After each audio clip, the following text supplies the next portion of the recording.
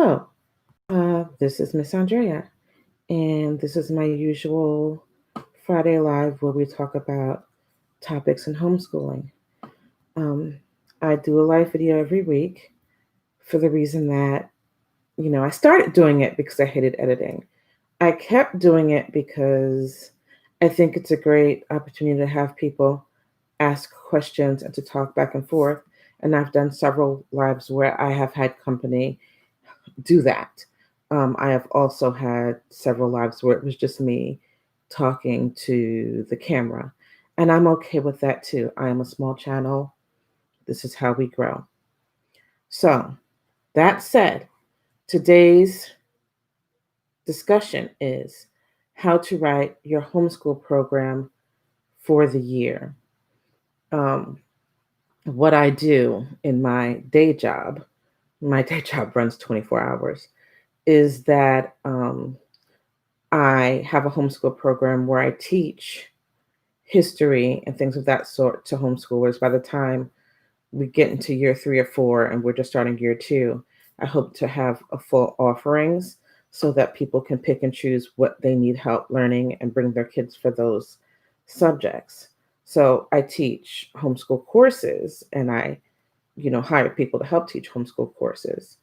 In addition to that, I help people figure out um, what their kid needs to learn for the year, and I help them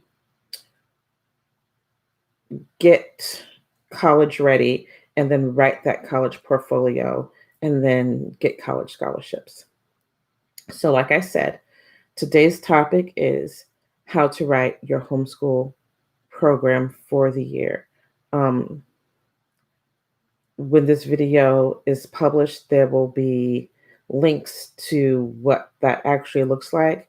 But today, right now, we're just going to talk through it.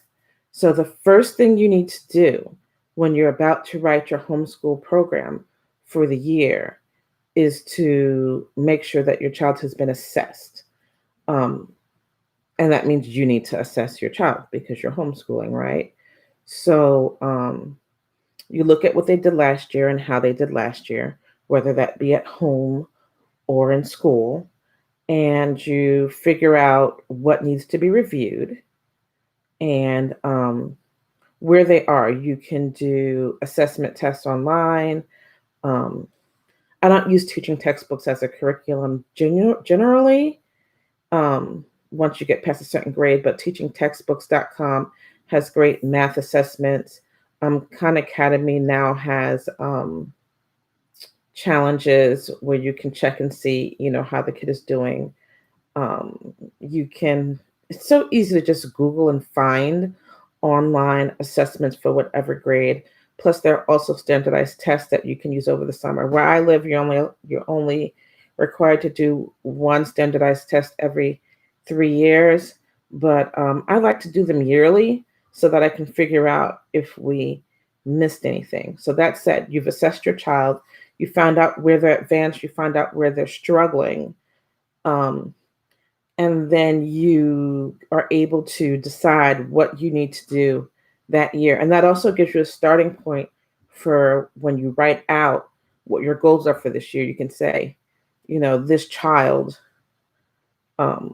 is starting at this point with these deficits, and our goal is to make up for these deficits and then get to this point. I closed the tab. So let's just start with math. I don't know why I always start with math, but it seems like a universal place to start. So the sample homeschool program I'm using as for this video is for someone who I interviewed last week. They're coming out of public school and they're going to homeschool this year. And so I wrote the full program for the child for the year. I found out where their deficits are, and I found out what they want to accomplish. For math, I wrote, let's not go there yet. Let's not go to what I wrote yet, because the next thing we need to do is figure out what curriculum we are going to use. So you're going to look at everything that's available. There are math workbooks online. Um, you might want to start with a couple of cheap dollar store workbooks, say if they're in third grade, but their second grade math is not great.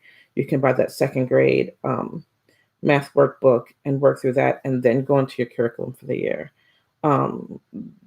There are online programs that you might want to consider.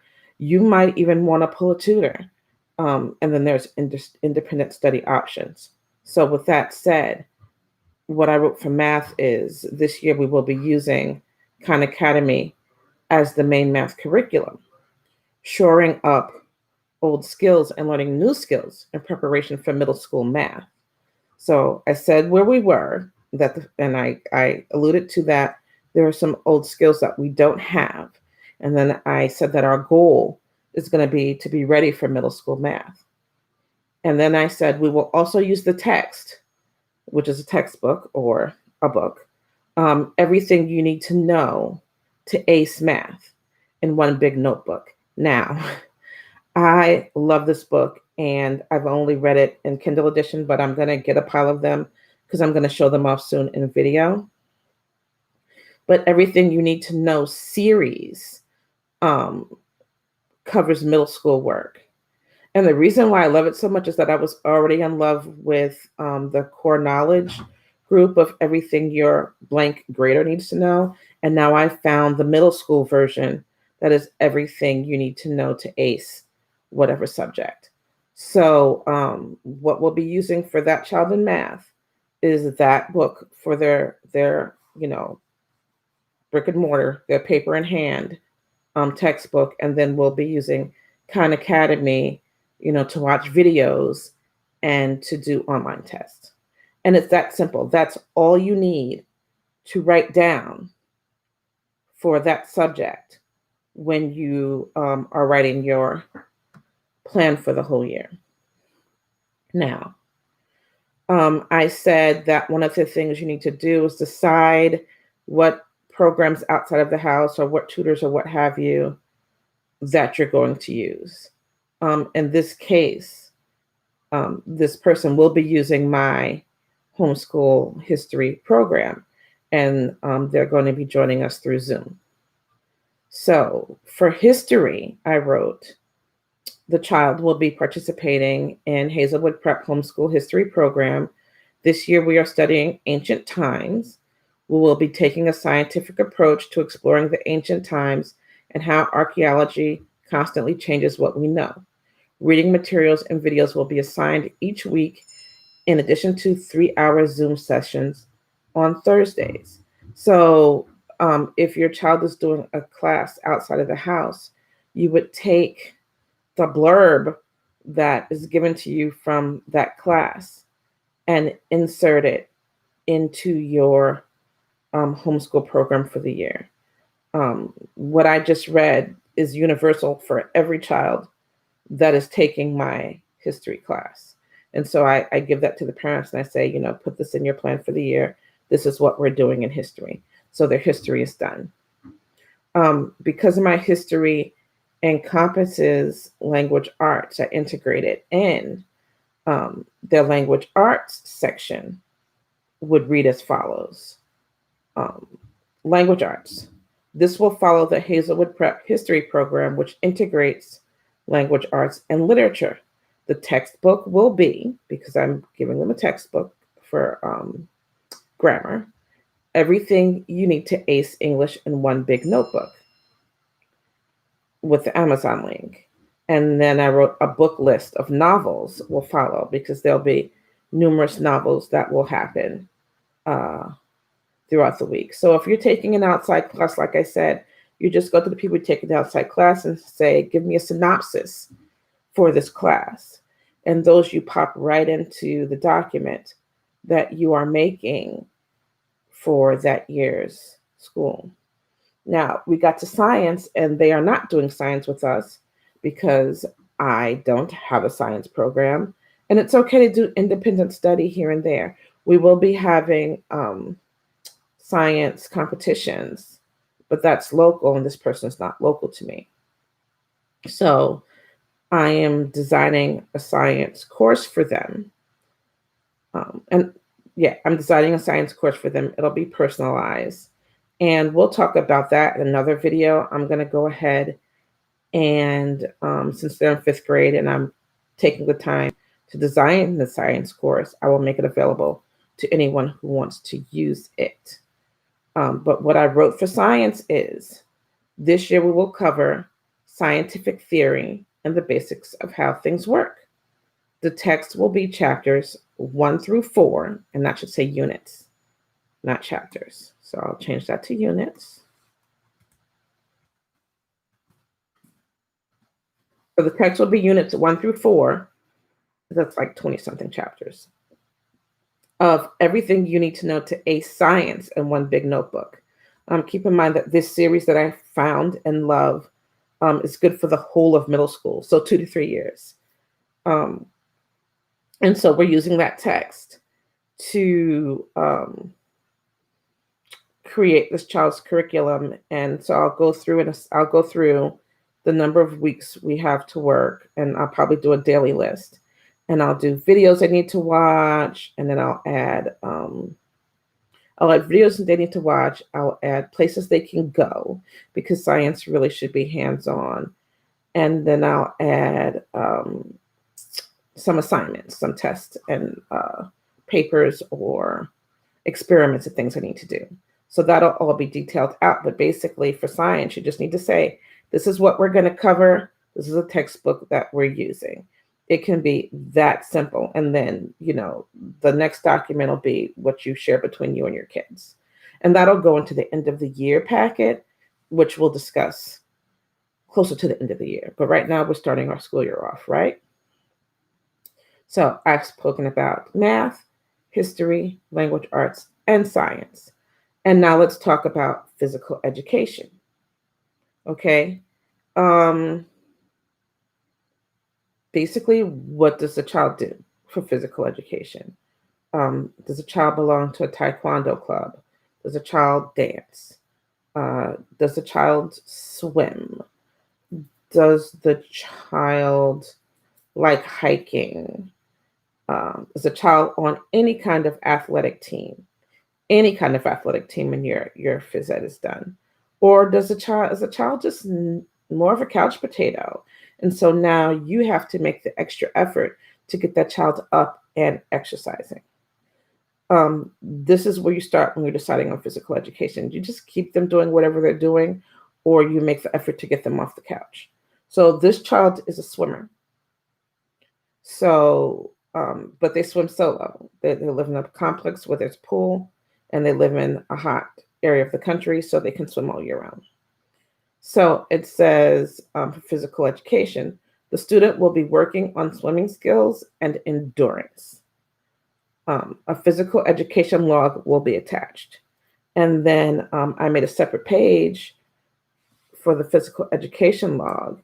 And whether they're swimming or not, whatever exercise they do, they'll write down the date, the activity or focus for that day, like what strokes they're working on, or if they're doing some light weightlifting to build a muscle group or whatever, the number of minutes, and then whatever comments, whether it was successful, whether it was not successful, whether they need to try again, whatever. And because I know that they're swimmer, I searched and searched until I found a really good swimming skills checklist.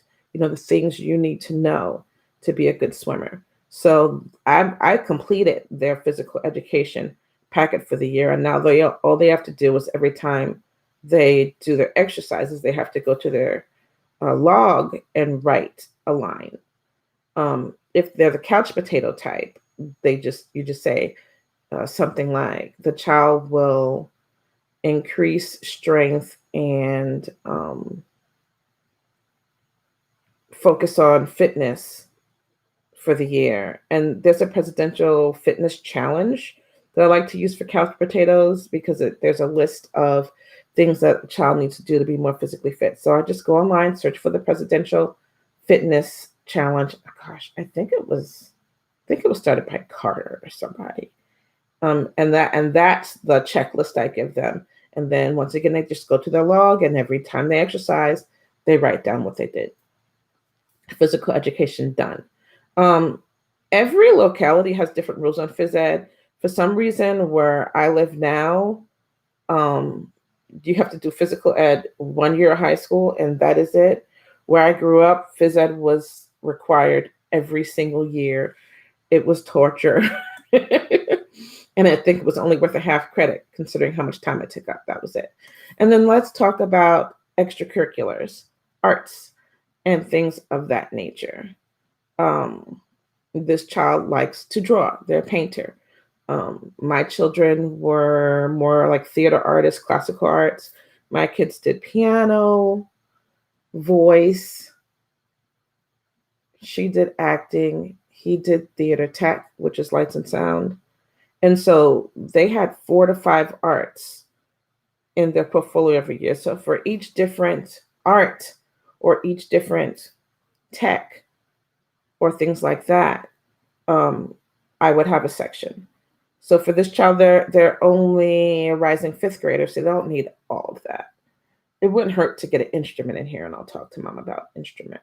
I'd like them to either add an instrument, or I'd like them to add maybe like sign language or some kind of foreign language.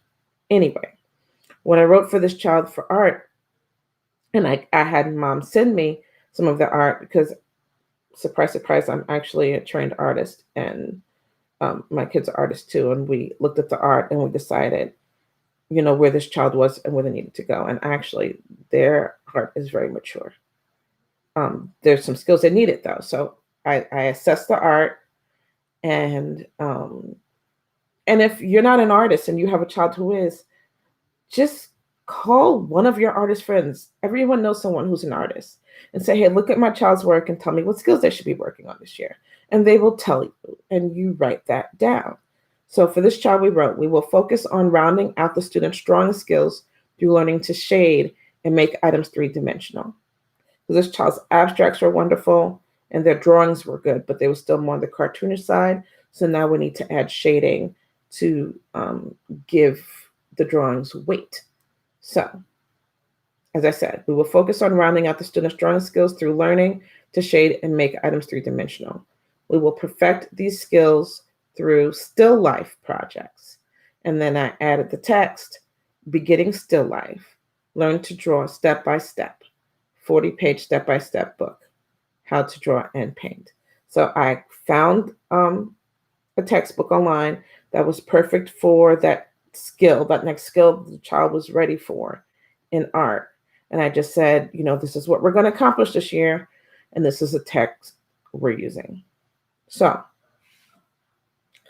I see one person online. Feel free to ask a question. I will certainly answer it. At one point, there were 2. And if anyone else joins, feel free to ask a question about, writing that homeschool program for the year. But the steps are basically this. You assess the child, you find out where they are, and you compare that to where they need to be grade-wise. And so you have to get from point A to point B. And if they're already at or above level, then maybe you want them to go even further. So you have to decide that. You need to decide how you're going to do it. Online programs, full standardized curriculum, online, something like time for learning. And in that case, you just pull each board for each subject they have and you put it into your plan. Outside programs or clubs, you ask them for the synopsis of the class they're taking and you pop that in. And then independent study. This child's phys ed and their art will be independent study. And so you figure those things out, and then you just write very simply for each class: history, language, art, science, math, phys ed, other, whatever those others are. You simply write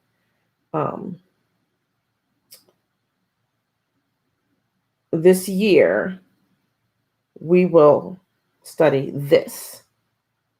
We will use this textbook. Our goal is to get from this point, or to strengthen this, and to get to this point.